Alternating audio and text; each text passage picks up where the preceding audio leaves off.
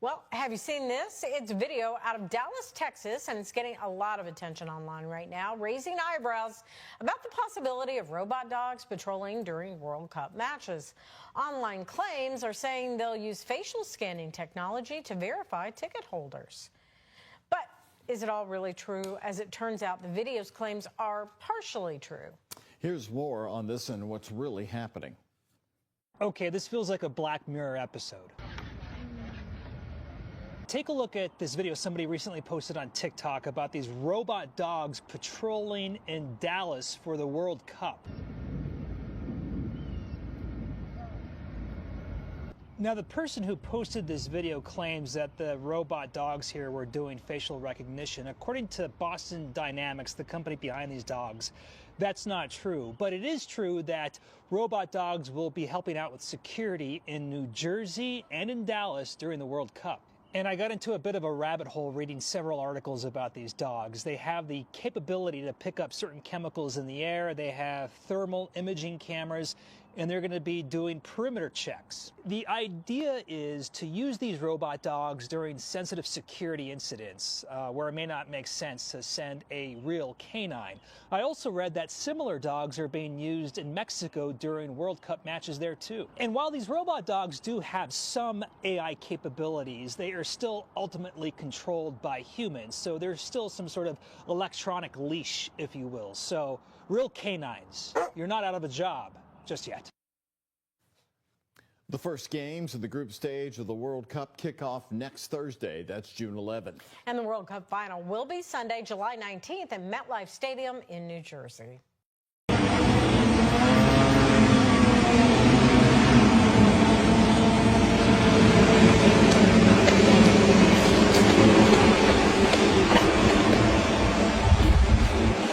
As apartments across Atlanta deal with break-ins, some properties are taking this initiative, on four legs. ANF reporter Joshua Skinner is at Columbia Crest Apartments in Southwest Atlanta, who had a string of car break-ins stopped by a team of robots. Car break-ins in Atlanta are not unusual, but how this one ended at Columbia Crest Apartments is, when thieves went looking for an easy score on Thursday, May 21st. But what they didn't count on was a security guard with four legs. There's an affordable housing crisis here in Atlanta, and there are a good number of properties that have low occupancy just because they're not safe. That's the idea behind Undaunted, the robotic security company that has found itself on more than 36 commercial and residential properties in a little more than a year. There isn't a technology system out there that can do what we did. What the robots did was notice these thieves breaking into the Columbia Crest parking garage and into cars. One robot followed the fleeing thieves, the other met with police, who arrived in just a couple of minutes after Undaunted alerted them. We're the mission control from Undaunted. One thief was caught on the run, the other led by robots to this trash compactor area. Which is a good place to hide, I guess. Columbia Crest is an affordable housing community and wants as much security as it can muster. Are you happy with the robots? I love it. Some residents even witnessed last Thursday's arrests. He got him, made him stand still. I'm like, what the hell is this? The robot is not a catch-all, but it fills what some properties are finding as a growing need. They can go behind the bushes and in the areas that generally our monitoring patrols don't go to. So while watching where you park might still be a thing, it's now becoming more of a thing for those with less than good intentions. When we do this and we have a moment like this, I blast Ghostbusters and then scream, "Who are you gonna call? Call Undaunted." In Southwest Atlanta, Joshua Skinner. Juliet, Wilson County, good morning to you, where we have police taking a big step toward what they hope will be faster emergency response times. Yeah, they say the new drone as a first responder program will be fully up and running by September. Fox 17 News' Chris Knowles is live this morning to explain to us how this would work. Good morning, Jennifer Lindsay. I'm sure that you can see this big three that's Right there behind me, this is Fire Station 3 here in Mount Juliet, and this is where this new drone would be housed. And the Mount Juliet Police Department is expecting this to be fully operational 24/7 by September. And they say that this drone is something that they're expected to help increase their response time. And it's designed to, again, get more eyes on emergencies before officers arrive to it. And the chief says that the faster response can help officers gather information quickly, track suspects, and better prepare for what they may find when they get to a scene. The drone was there within 30 seconds and up in the air and watching the suspect vehicle, watching the suspect walk around the home before officers ever arrived. So it takes our officers' response anywhere from 3 to 5 minutes to respond to a call. The drone is there within 30 seconds.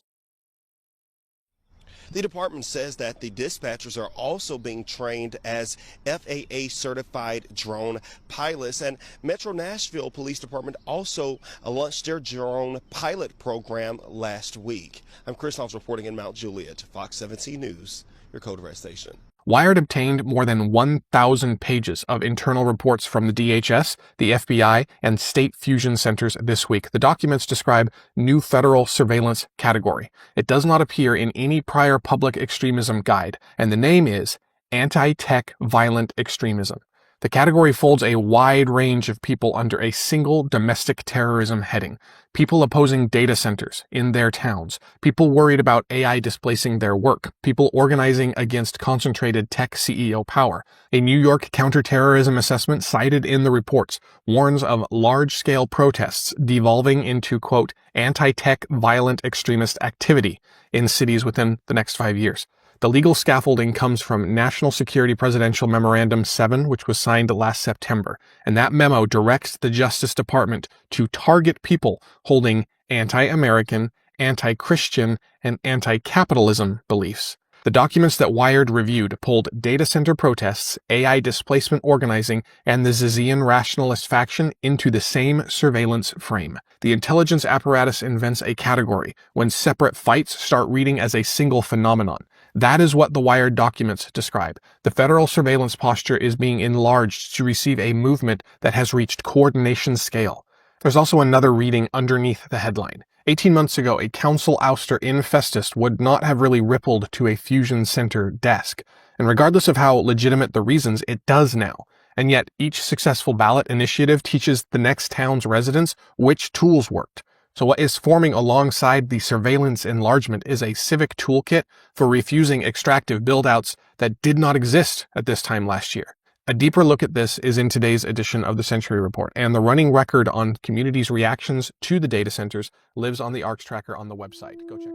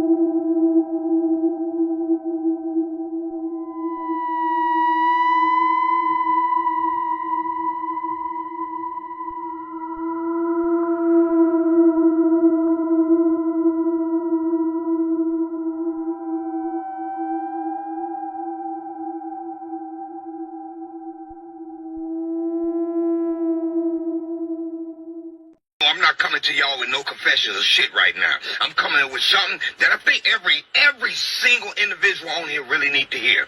First of all, go look for a movie called 2073.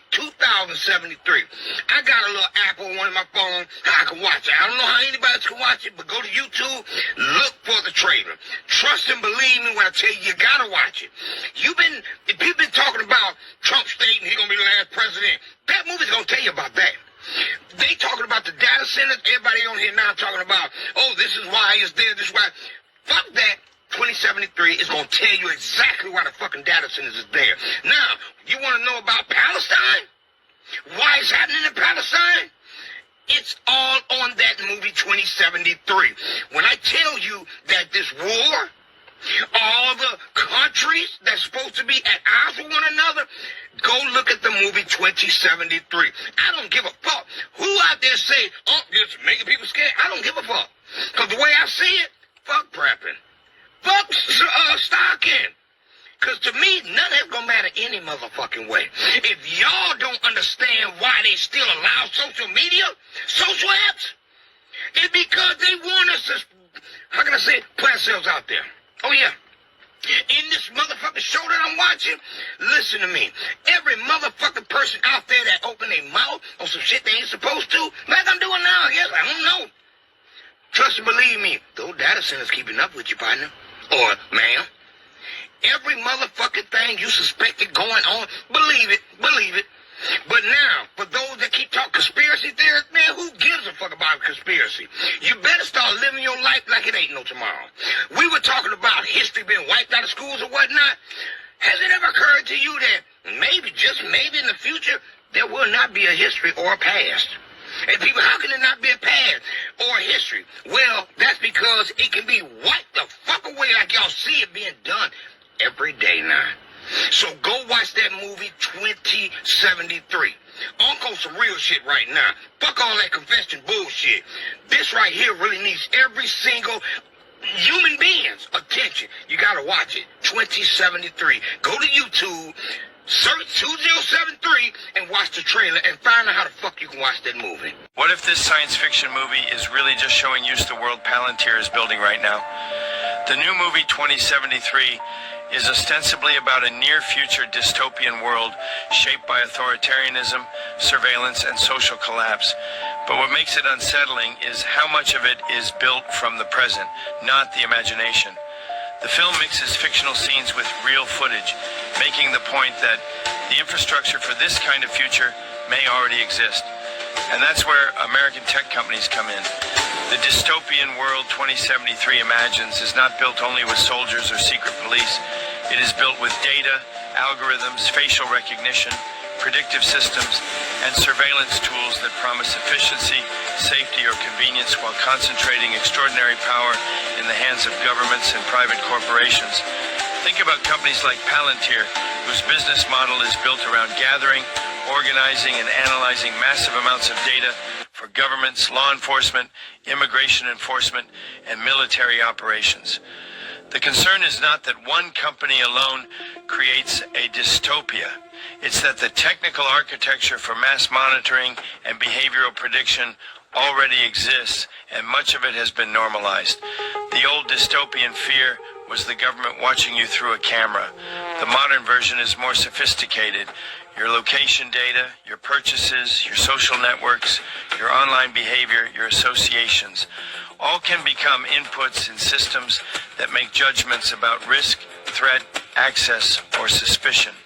2073 asks what happens when that technology merges with authoritarian politics, not when democracy is healthy, when it's under strain, when dissent is treated as danger, when surveillance is sold as security, when corporations building these systems face little public scrutiny.